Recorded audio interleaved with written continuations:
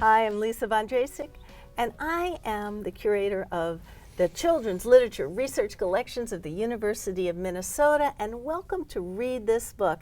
Today, we have a very special guest.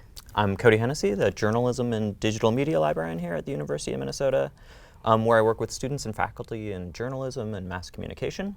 And the digital media part is I work with researchers doing all sorts of computational research, so using technology tools to work with a lot of books as opposed to just maybe reading one book at a time.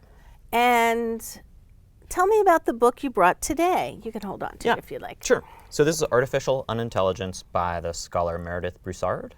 And Meredith Broussard is a professor at NYU and also a data journalist herself. So she does journalism, I believe, for The Atlantic. And this is a book about sort of what she calls techno-chauvinism, so the belief that technology is the solution to all our problems. And she sort of unpacks that. And I really love this because she's into technology. She's a technologist. She knows how these tools work, and she sort of walks you through how they work. And then she explains why, for certain problems, they're actually not a very good solution. Can you explicate about a problem? Sure. Yeah, so one example she gives is a pretty simple one, which I like, which she lived in Pennsylvania, and she has children in the public schools, and she was looking into textbooks and sort of how could students best prepare for tests, right? The sort of standardized tests. And as she started looking into it, she found that essentially the state doesn't provide enough money for students to have textbooks, but at the same time, they had invested a lot of money into a system to track the inventory for textbooks. And so the idea, the sort of techno-chauvinist idea, is that there must be some technology to help us solve this problem when there's a very simple solution to the problem, which is like give enough money so that every student has the books they need to study for the tests.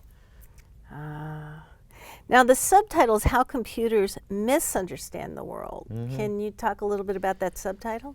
Yeah, so I think one way she sort of differentiates it, so if you've heard of artificial intelligence, there are two sort of strands that she describes. So one is what she calls narrow AI, narrow artificial intelligence, and another one is more general.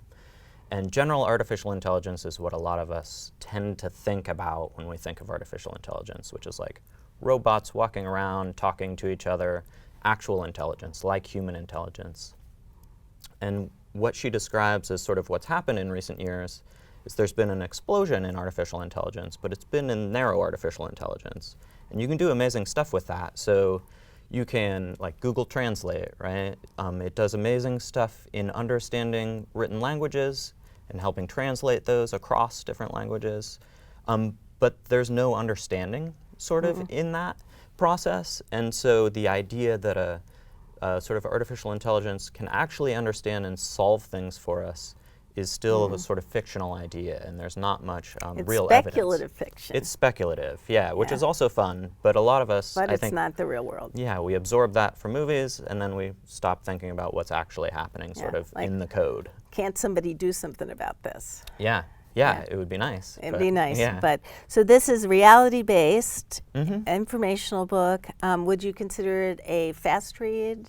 I would. So I think a lot of the chapters are probably developed out of stories she's written for The Atlantic or other sort of outlets, and sort of building on some of those projects and then sort of wrapping them up under this theme. So it's also a book you can sort of dip in and out of. You don't have to read the whole thing. And I know exactly who to give this to. I have a godson who's in his 20s who is getting his graduate degree in math, and I think he would enjoy this as a light read. Yeah. For him. So, well, thank you very much for coming to read this book, and that's all we have time for. Great, thanks for having me.